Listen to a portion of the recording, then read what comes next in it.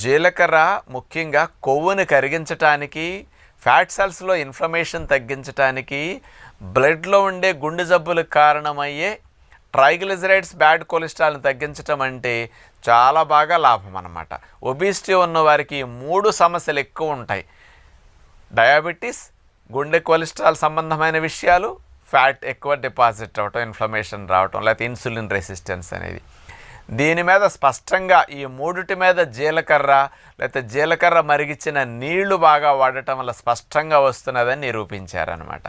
2011 సంవత్సరంలో Indian institute of integrative medicine India మన వాళ్ళు చేసిన పరిశోధన అనమాట జీలకర్ర వాటర్ మీద. మరి ఇంకొక విషయం కూడా స్పష్టంగా ఇచ్చారు.